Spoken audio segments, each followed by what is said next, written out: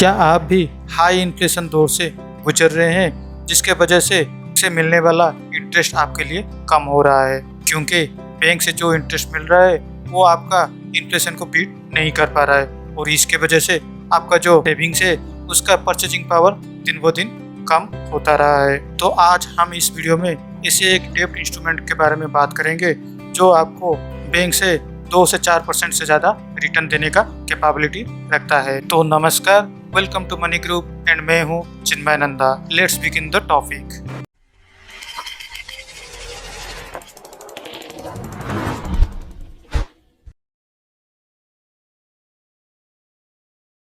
Normally लोग अपना पैसे बैंक में डिपॉजिट करते हैं और बैंक इन पैसे को अपने पास तो रख ही नहीं सकता, क्योंकि वो अपने डिपॉजिटर को फिर से उसको लौटाना पड़ता है विद इंटरेस्ट। इसलिए बैंक उन डिपॉजिट पैसों से अपना बिजनेस करता है और बैंक का नॉर्मली बिजनेस है लोन देना। मैंने पहले ही अपने चैनल पे इकोनॉमी में कैसा कैश फ्लो काम करता है उसके बारे में एक वीडियो डिटेल्स में समझा चुका हूँ। आपको जरूर वो वीडियो देखनी चाहिए, क्योंकि उससे आपको इकोनॉमी में कैसे कैश फ्लो होता है उसका एक डिटेल्स नॉलेज आ जाएगा। उस वीडियो का लिंक मैंने डिस्क्रिप्शन में दे दिया है। मान लीजिए यहाँ पर हम क्या अज्यूम करते हैं, बैंक जितना भी पैसा लाता है उसमें को bank personal loan, car loan, home loan, educational loan जैसे इंडिविजुअल लोन को देता है। आज हम इस वीडियो में पर्सनल लोन के बारे में डिस्कस करेंगे।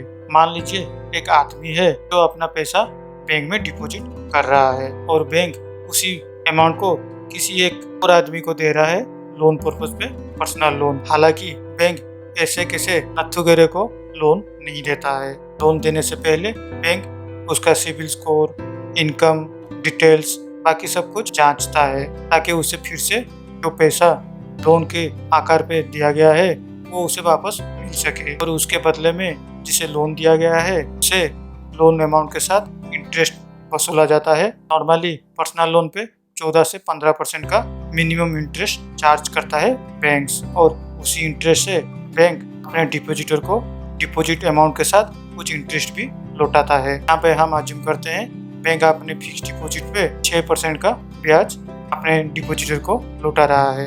ठीक उसी तरह ही पिछले कुछ सालों के अंदर P2P प्लेटफॉर्म उभर के आए हुए हैं जो कि लोगों को पर्सनल लोन ऑफर कर रहे हैं। वो कैसे काम करते हैं, वो भी अपने बैंक की तरह ही काम करते हैं। मान लीजिए यहाँ पर भी किसी ने P2P प्लेटफॉर्म पे पैसा डिपॉजिट किया है और P2P प्लेटफॉर्म उसे फॉरवर्ड करके जिसे लोन चाहिए उसे लोन प्रोवाइड करते हैं। जहाँ तक मेरा नॉलेज है P2P प्लेटफॉर्म सिर्फ पर्सनल लोन ही फिलहाल अब तक ऑफर करते हैं और उसके बदले जो भी लोन लेता है वो P2P प्लेटफॉर्म को लोन अमाउंट के साथ इंटरेस्ट भी देता है।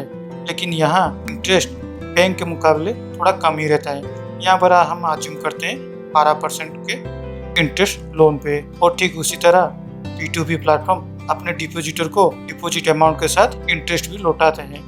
हमने यहाँ पर अज्यूम किया है 9% डिपॉजिट अमाउंट पे उसको इंटरेस्ट मिल रहा है। यहाँ पर एक सवाल आ सकता है, प्लेटफॉर्म कैसे बैंक से ज़्यादा इंटरेस्ट दे रहे हैं? यहाँ का सिंपल आंसर यही है, बैंक के पास अपना बहुत सारे ब्रांचेस ओपन करता है जिसका electricity charges, rental income, staff जैसे बहुत सारे एक्सपेंसेस होता है। इसीलिए बैंक अपना प्रॉफिट मार्जिन भी ज़्यादा रखता है।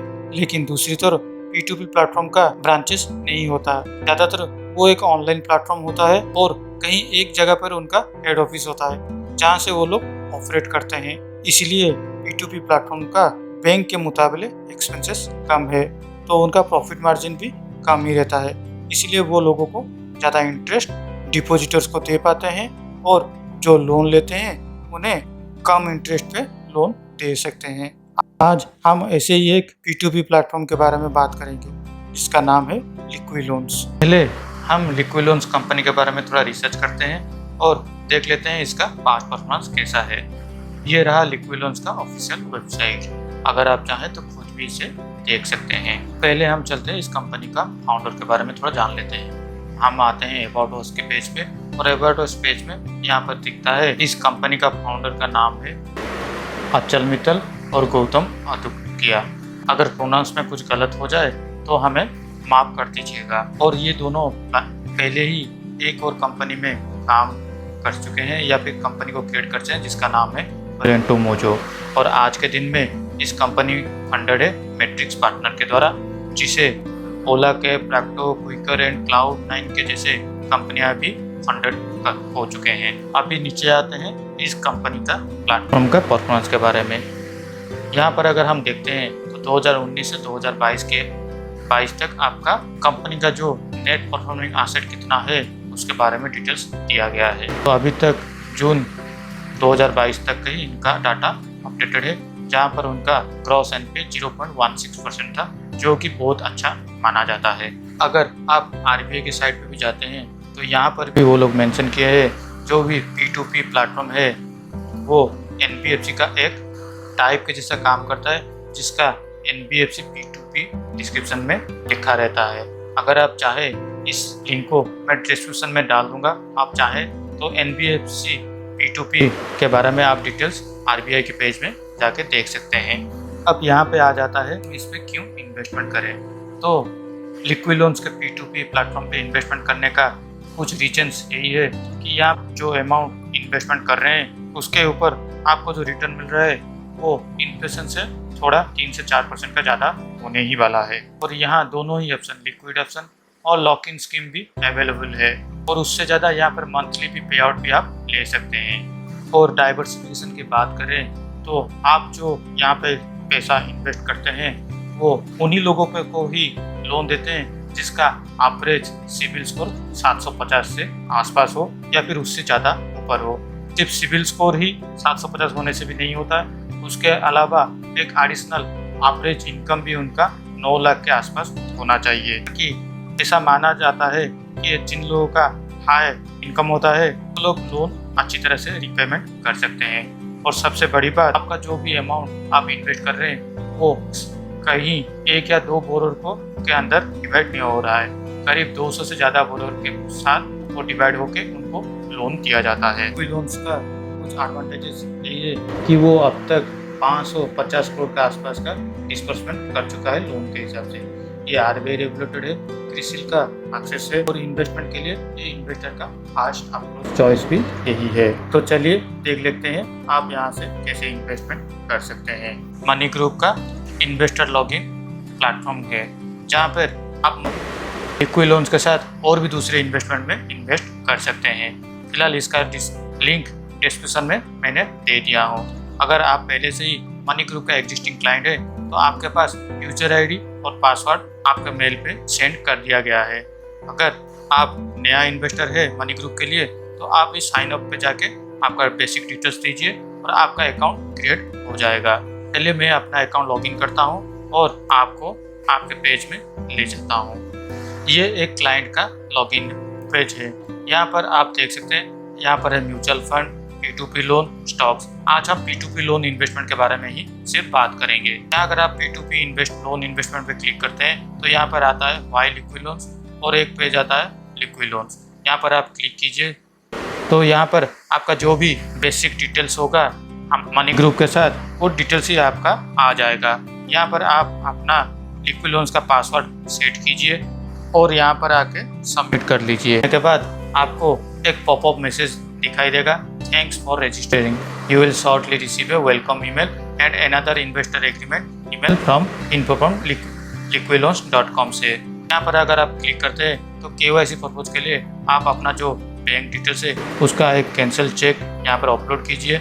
आपका आधार कार्ड का बैक साइड और फ्रंट साइड को अपलोड कीजिए और पैन कार्ड इमेज भी यहाँ पर अपलोड कर लीजिए, तो आपका अकाउंट रेडी हो जाएगा। अकाउंट रेडी होते ही आपको ऐसा ही एक पेज दिखना शुरू हो जाएगा, जहाँ पर आपका जो मिनिमम होल्डिंग पीरियड के साथ कितना इंटरेस्ट आप मिल सकता है इसके डिटेल्स में आप यहाँ पर देख सकते हैं। जो भी आपका रिक्वायर्ड टाइम पीरियड होगा उसके हिसाब से जो भी आपका रिक्वायर्ड इंटरेस्ट आप पाना चाहते हैं वो अगर यहाँ पर आता है उस पर आप इन्वेस्ट में जाइए और इन्वेस्टमेंट रखते ही आपको पेमेंट करने का ऑप्शन मिल जाएगा। यहाँ पर आप UPI, net banking, NEFT, RTGS और चेक के माध्यम से पेमेंट कर सकते हैं। और जो भी आपका इन्वेस्टमेंट करेंगे वो सारे एक ही प्लेटफॉर्म में, मनी ग्रुप के प्लेटफॉर्म में आपके डैशबोर्ड में दिखाई देगा। सबसे बड़ा सवाल आता है यहाँ से इन्वेस्टमेंट करें या ना करें। इसका जवाब मैं आने वाले और एक वीडियो में आपको जरूर दूंगा। लेकिन आज के इस वीडियो में मैं बस इतना ही बता सकता हूँ कि हाँ, यहाँ पर भी आप अपना इन्वेस्टमेंट को डाइवर्सिफाई कर सकते हैं।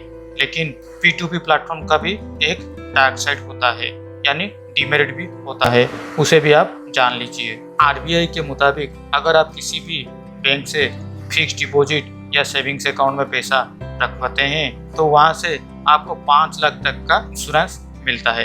यानी अगर कल को वो बैंक डिफॉल्ट हो जाता है तो RBI की ओर से आपको 5 लाख तक ही कंपेंसेशन दिया जाएगा, भले ही आपके अकाउंट में 100 करोड़ क्यों ना हो। लेकिन उस तरीके से कोई भी एश्योरेंस P2P प्लेटफॉर्म पे नहीं है, यानी जो भी डिफॉल्ट होगा वो आपके हाथ में ही आएगा।